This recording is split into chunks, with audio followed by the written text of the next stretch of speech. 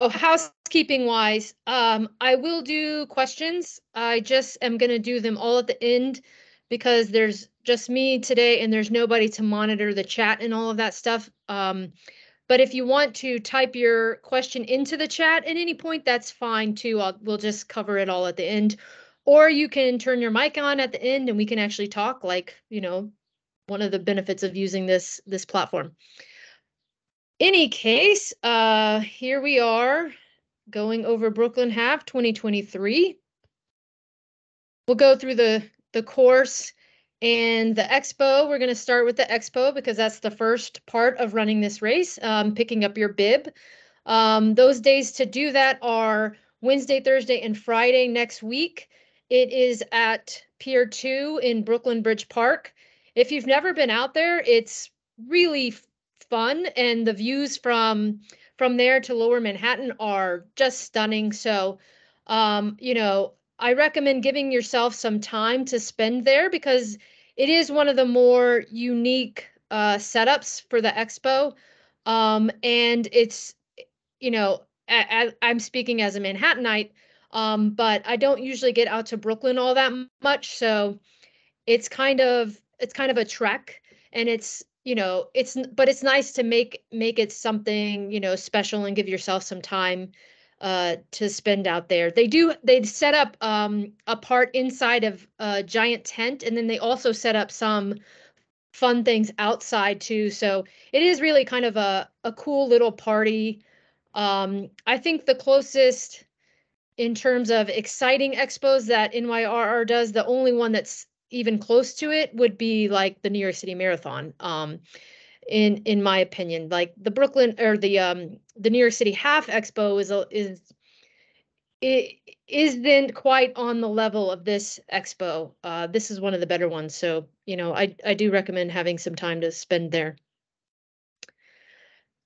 This is just some little fun facts about the Brooklyn Half. The first is that last year was the 40th running. It's been going for a long time. It began in 1981. 1981, yes. It was mostly loops of Prospect Park. Interestingly, this Brooklyn Half has actually gotten smaller. You can see those numbers there. The Brooklyn Half used to be bigger than the New York City Half.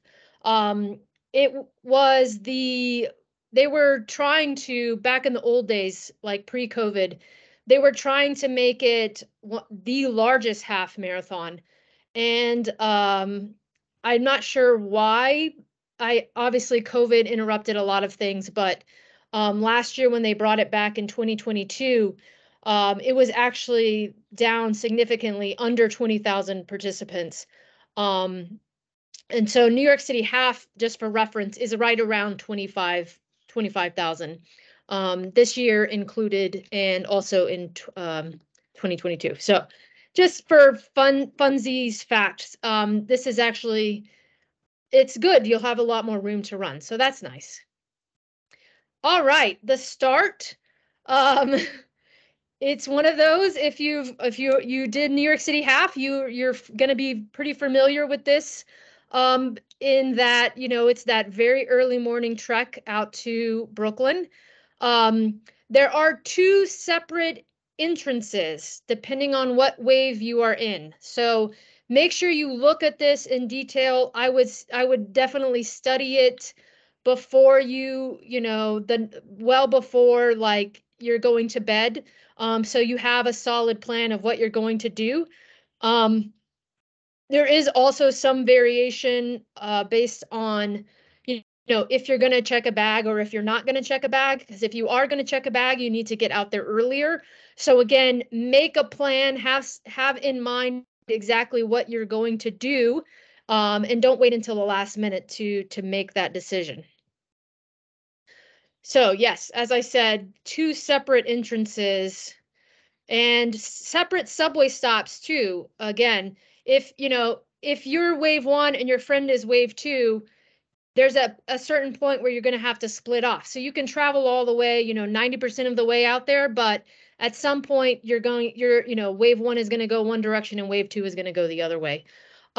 There is a slightly longer walk for wave 2. From the subway. The closest subway there is Grand Army Plaza. So keep that in mind as well. If you are a wave 2 runner, you want to just make sure you have enough time to walk calmly. It's never good to race before the race, right? So give yourself plenty of time so you're not stressed out and you're not trying to run and rush in the subways. As all of us New Yorkers know, the subways can be unpredictable and not that frequent, most particularly on the weekends and very, very early on the weekends. So, again, keep all these things in mind. The porta potties, I wrote this, and this was based on years prior, so I hope I'm not incorrect, and they didn't change it. But in years prior, the porta potties were lined up actually within the corrals, which was nice so that you didn't have to worry about, you're standing in line and then you have to try to get into your corral. The lines for porta potties at every NYRR race are very, very long. So I'm sure if you've done any of these, you're familiar with that. If you need to go to the bathroom, and I do recommend everybody, go to the bathroom before they start running. Make sure you give yourself enough time to line up there and get through all of the other people in front of you. All right. So this is the recommended timeline for wave 1. This is directly from the NYRR website. So this is what they recommend. And you can, of course, make your own judgment, but they recommend if you have, I'll click so you can see it. If you have a bag, they want you to arrive at 5 a.m. If you do not check a bag, then they are recommending you arrive at 5:40. The corrals are scheduled to close at 6:40, and the gun will go off at 7 a.m. Again, we're used to this. A lot of us who live in New York and run all of these NYR races, there's always a lot of people. You may think, it will only take 2 minutes to get from here to there, and that is true, on any other day of the year. But when there's thousands of people all trying to do the same things and go to the same places at the same time, that's when all these bottlenecks occur. So, for this timeline, I do think this is pretty accurate, and we'll go over wave 2 and you'll see the difference. There is a stark difference. One thing I do want to mention, there are 2 different colors for the waves. So you can see very clearly, and all the volunteers and security should be able to see very clearly that you are going in the right place at the right time. And so hopefully there's no confusion about entering and where to check your bag. All right, here we are. We're on to wave 2. And this again is taken directly from the website. Wave 2 does not start until 7:45. So that is a full 45 minutes after wave 1. That's a pretty significant difference. The corrals close at 7:20. So that ratio is the same. According to NYRR, they are saying that people checking a bag should arrive at 5 a.m. for a 7:45 start. I personally think that that is a touch early for the wave 2 runners.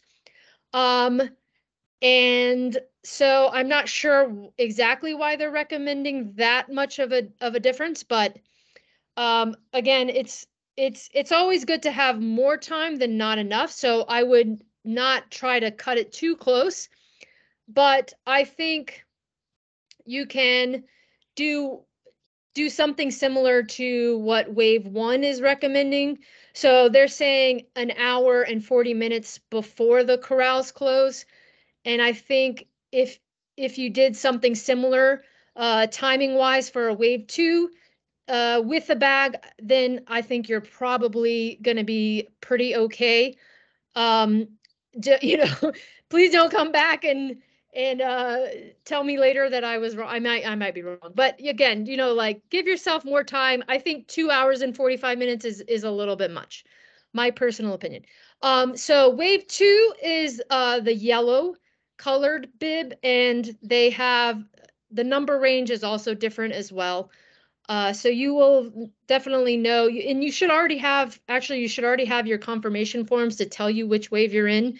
So you can start thinking about these things right now if you want to. You can start to look at the timeline. You can start to plan out what time you're going to get up, what time you're going to set your alarm, and all of those kinds of things. It's good to start thinking about those things before you uh, have to know, and before you have to, call the taxi and schedule the rides, the ride shares, or any of those kinds of things.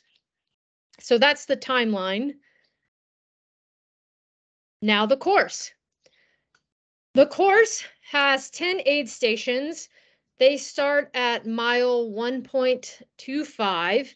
They are spaced rather unevenly, but roughly 1 mile apart. It's it. I'm not sure exactly why the spacing is the way it is. I think it's just to do with where they could put the tables and things like that.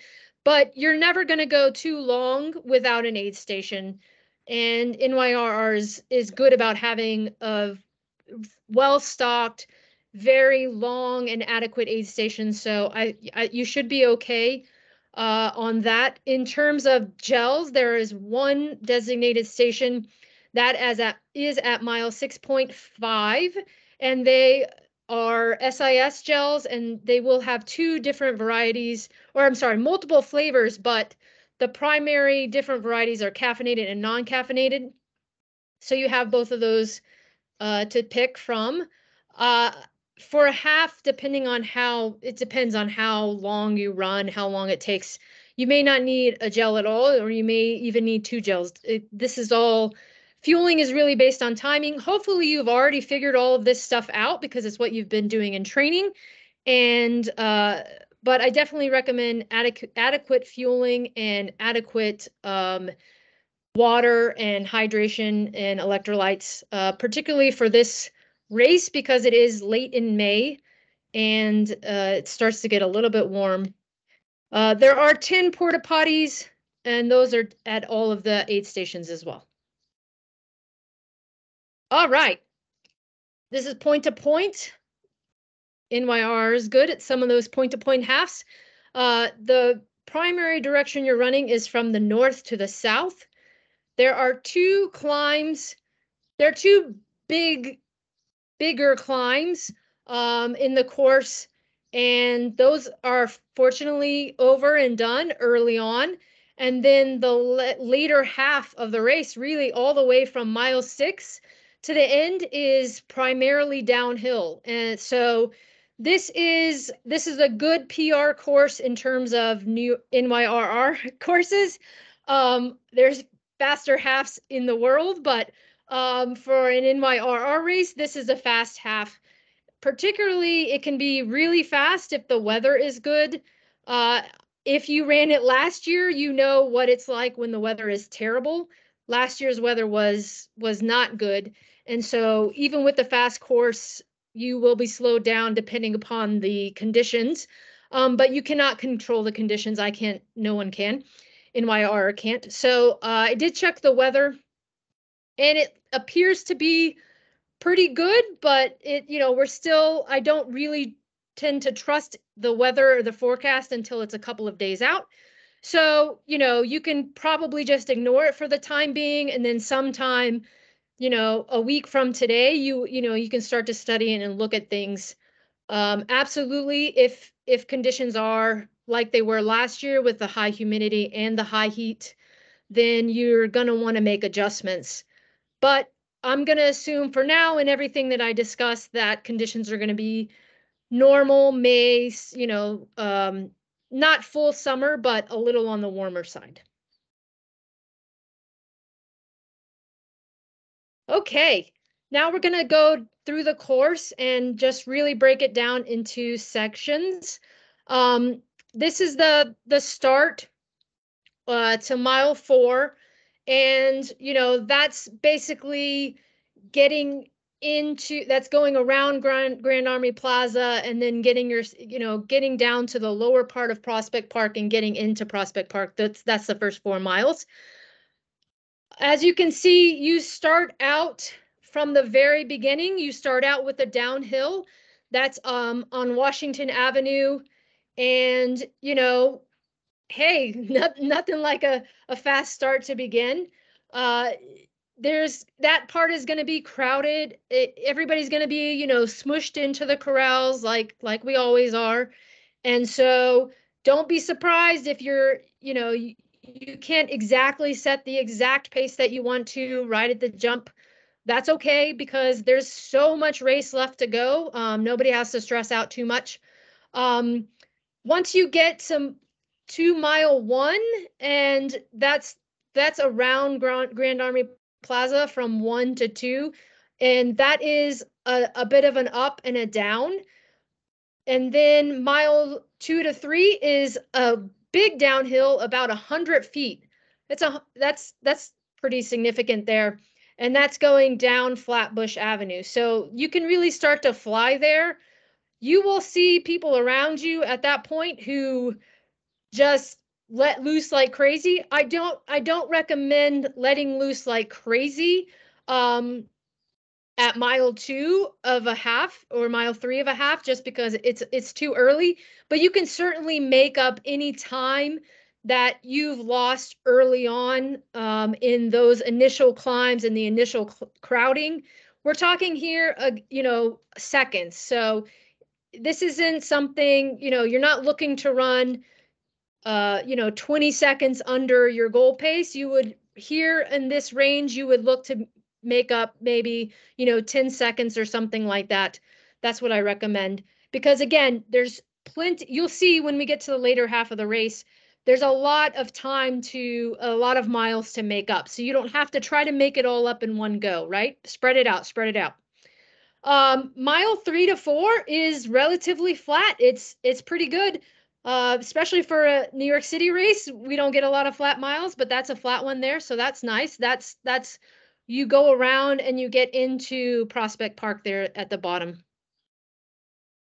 Okay, mile 4 to mile 8.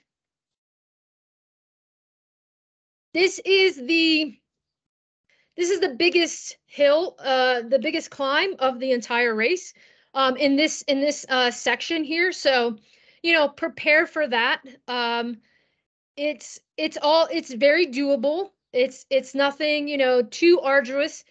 You'll be done with it basically, in a mile. So everybody can do this.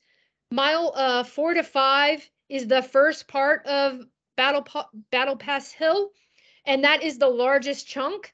That is basically 90 feet, right?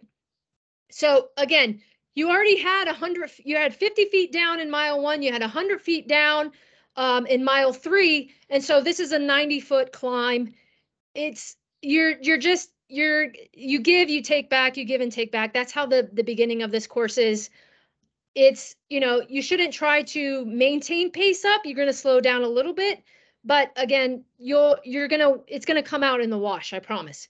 So don't be afraid to slow down a little bit here. Run by effort, even effort. Mile 5 to 6 is just the other little part of Battle Pass Hill, but it's 0.4 basically.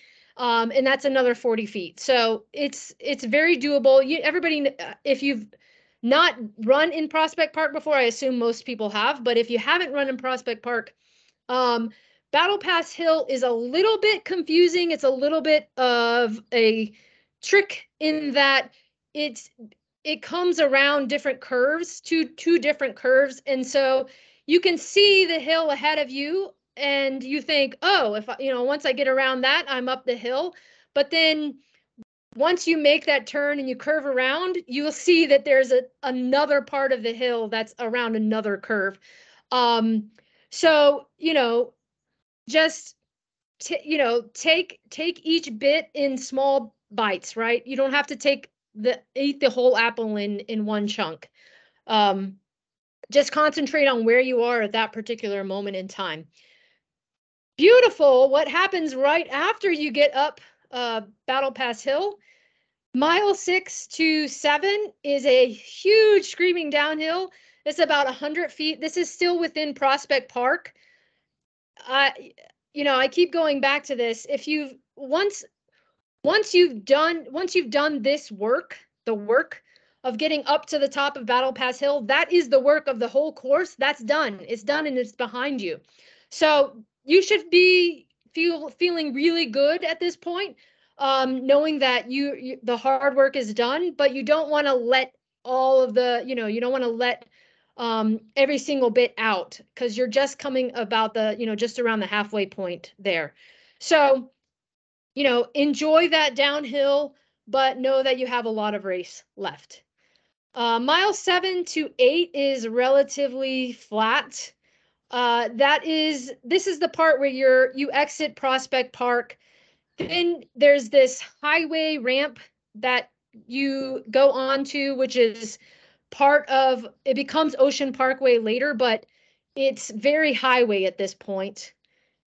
So just be aware, there's almost no spectators in that section. Once there's huge spectators when you exit the park, but then once you get onto the highway section and the Ocean Parkway, there's not a lot of cheering.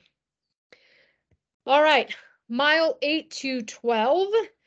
This is, again, as I was explaining before, there's the first part of Ocean Parkway is like straight highway and there's high walls on either side. Then as you go further along Ocean Parkway, like you get to mile 9, 10, and 11, then it becomes more of a like big wide 4-lane road with apartment buildings on either side. This stretch is, as I wrote it here, it's a long straight shot and there's no shade at all. So please make sure if it's sunny that day, make sure you're prepared. You may want a hat. You probably definitely want sunglasses or something to cover your eyes or your face, and sunglasses or sunscreen as well. If it's going to be a sunny day. And keep in mind too that there's not a whole lot to look at here, and it's very similar. So make sure you have some mental tricks up your sleeve to get you through this section. It can feel very endless, and this is a part where the course is really giving you a lot of things in that it's flat to downhill. And so you don't want to have your mind be the thing that forces you to slow down here. This is the section where you want to get into your rhythm, and you can even start to push the pace a little bit, really after you get towards mile 10, 11, 12. You can really start to push things here. And so make sure you have the mental tools to get through that and use the course to your advantage. Mile 12 to the finish. Right. So there is a turn there towards the end, which is nice. You feel like so excited because you get to do something besides just running this straight, long, boring line. So that's a right on Surf Avenue. And I say here, try to run the tangents if you can. The course along Ocean Parkway, people really do have the ability to spread out. And so because the road is wide and you're getting later in the race, and so you really kind of do have the ability to maneuver here at this late in the game. So make sure you use that space to run the tangents where you can. Mile 12.6 is another turn, and this is the turn you're going to make a left there. You can see the Cyclone there, which is this big, if you've not been out to Coney Island, it's this big wooden roller coaster. It's old and historic, and it just looks really cool. So you realize once you see the roller coaster in Coney Island, you're almost at the finish, which is also really exciting. because, you know, the course finishes on the boardwalk. So we're going to go through that. But once you make that left to at mile 12.6, you want to do something, you want to position yourself really well and try to be as far to the left as possible. There is a small ramp. It is not very wide. You go from having these huge wide roads to this little tiny ramp, which everybody has to use to go from the street level to the boardwalk. And I cannot tell you how many times it's thrown people off because they don't know it's coming. If you know it's there, then you can just prepare and plan for it. It is pretty steep, and like I said, it's a source of, it could be a source of a bottleneck because everybody has to come together from, you know, being spread out. So make sure, if there's somebody that looks like there've been times where people have, you know, basically like beelined, like almost, you know, run people over because they don't realize that they have to make that turn, and people like are jostling up that ramp. Do be aware you might have to make a surge to go up and get past people. You might want to pull back a little bit.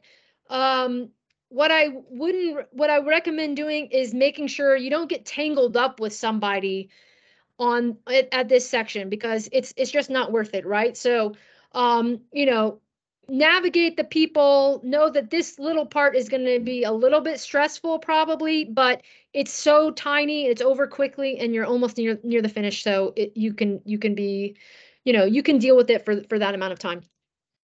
Once you get up that ramp, you make a quick right, and that's you're on the boardwalk there, and that is around about mile 13. If you've been out to Coney Island, then you know what the boardwalk is like. It is actual boards, and, you know, some are in various states of disarray and disrepair. They are all pretty bouncy, so you feel like a little bit like you're on a trampoline at points. Uh, you're really only there for, you know, the last 0.1. And so it's not too bad, but it is definitely a different feeling and a different surface. This would be where if you have a kick left, you would be kicking. And you can see the finish line. Once you make that turn and you're on the boardwalk, you can see the finish line clear as day. So it's really exciting. You know, just make sure your feet aren't tripping themselves up on the boards there. Woohoo, the finish. This is a map of the finish and the post finish. There I've highlighted where the bag pickup is. It's definitely a walk. It's a long walk. Um, there's not much to be done about that. The lucky for, you know, May is that it's usually not too cold. If anything, you'll just be sweaty and covered in, you know, Gatorade and water that you've poured on yourself, but you know, you're usually not too miserable. You're just a little, you know, a little tired from the race. So it's a bit of a walk. And but the good thing about this bag check is that they have a lot of room and they have everything, you know, really laid out and spread out well. So that part is good.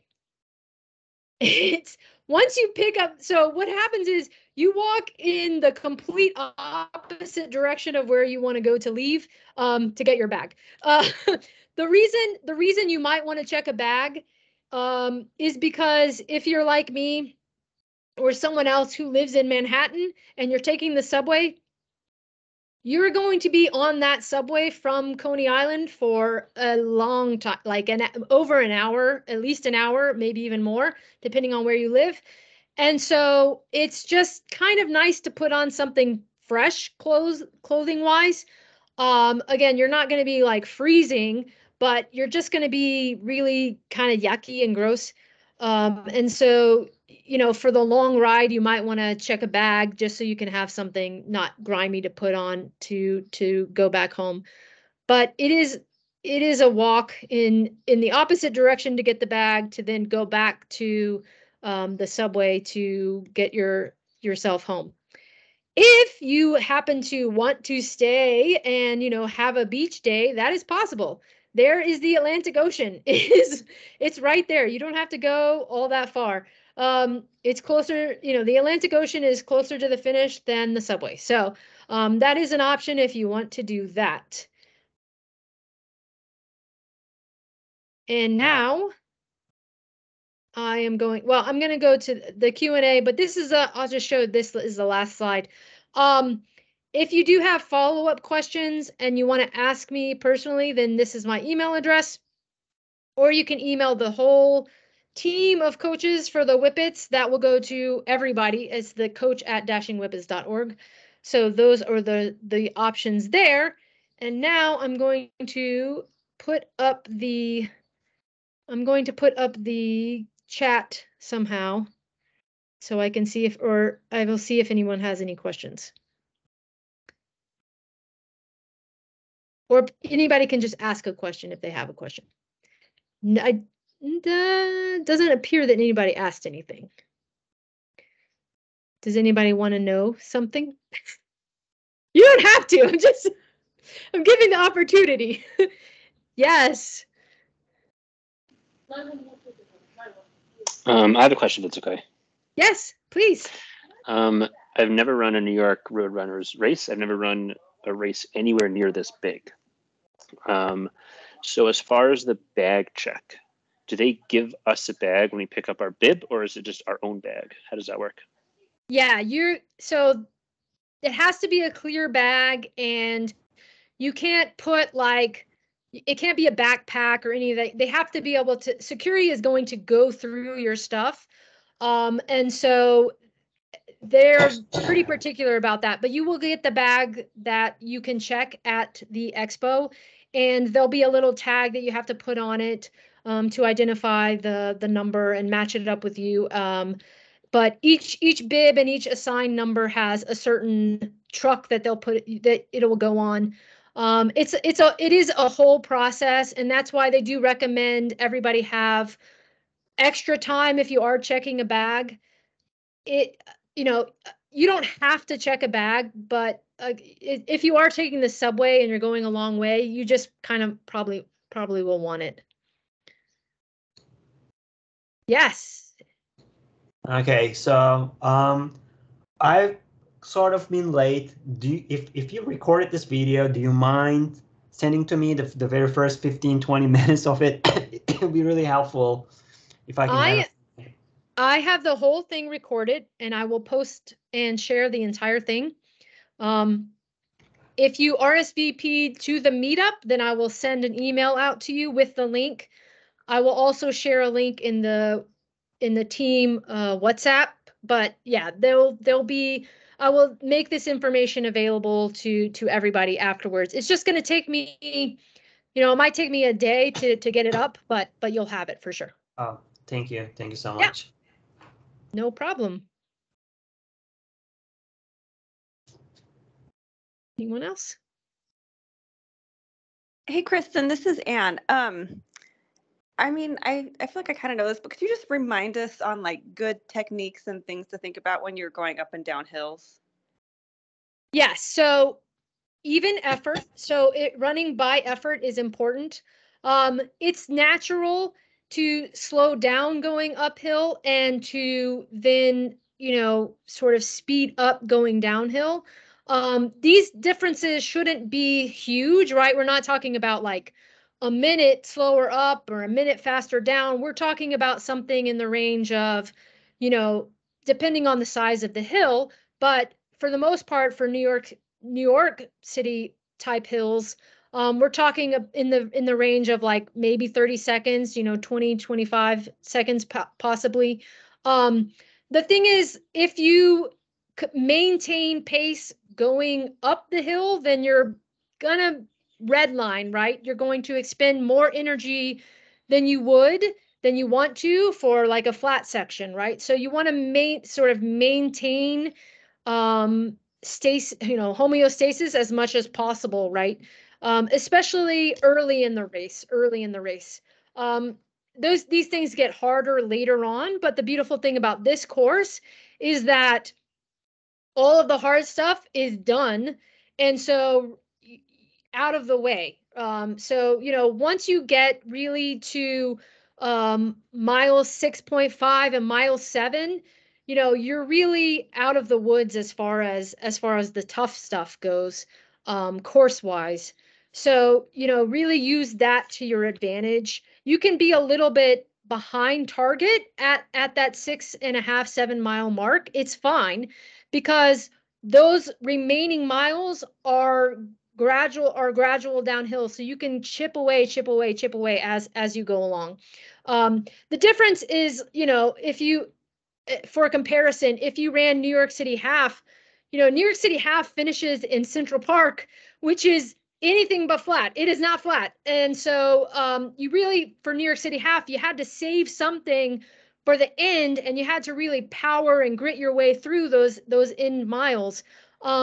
That doesn't mean that, like, oh, mile 12 is going to be a cakewalk. It doesn't mean it's going to be a cakewalk. It just means that you're not having to save up and store up for this like grueling push. And you can really kind of maintain or / pick it up a tiny bit there towards the end. Again, it's like in the 5-second range. Chip away as you're getting towards the end here. I probably over-explained that, but I just, whatever. No, thanks. And then, like, I'm always I feel like I'm torn going down hills. Like, I want to take bigger steps, but I feel like you're supposed to take small steps and like lean back a little bit, right? Not lean back. So lean forward. It's not leaning forward. It's really just neutral. But what most people do is most people lean back, and you don't want to do that, because that ends up, what happens then is you end up working against the hill. You're working against gravity. You're using all of this excess energy, right? You want forward momentum. When you're running the whole time, the goal is to go forward as fast as possible. So if you're literally pushing yourself back, you're working against everything. So, smaller steps are preferred. That means higher cadence, faster turnover, going down the hill. And, especially on the bigger downhills, that when you're coming through, Prospect Park, the bottom of Prospect Park after Battle Pass Hill, that's mile 6 to 7 there. That's a big downhill. That's like 100 feet just straight down, and it's really easy to fly down that. It's fine to fly there a little bit, but again, think about your form, as you were saying. Don't work against the hill. Work with it, the downhill. Well, work with both. Thanks so much. Yes. Okay. Anyone else? Yes. I have a question. Is there, once we go through security, is there space to warm up there, or do we need to get our warm up done before we head in? Yeah, it's usually better before you head in, only because, like, I think you could find room inside, but it gets crowded. People are lined up and people are hurrying this and there. And you're going to have a lot more space to roam before you go into, before you cross through security. And so, it again depends on what you're doing. Like, if you're doing things like skips or, dynamic drill type things where you can do it sort of, in like a 50-foot space or something like that, then you're fine. But if you want to do like stride outs where you're, or you're covering like a half a mile or something like that, then really you want to be outside. Yeah. Thanks. Mm-hmm. Yes.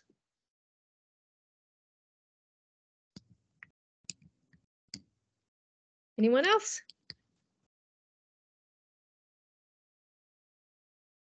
Okay, I think that's it.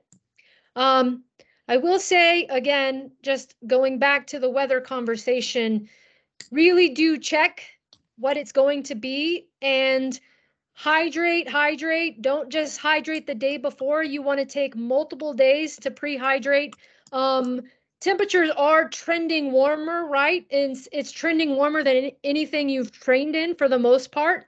So it doesn't matter what it is on the day, it's probably going to feel hotter than a lot of the long runs that you've been doing, because we've been training through winter, right? We've been training through rainy April. So make sure you take extra care of hydrating, get those electrolytes in, and keep in mind that the sun is just, if it is sunny, you're going to be exposed to it, and it's going to feel probably hotter than you may expect. So prepare for that. It's going to be good weather though. Don't worry. I've had a conversation with Mother Nature. No. Yes, everybody, I hope everyone has a good race. Thank you for joining, and I'll let you know when the recording's done. Okay. Thanks, everybody.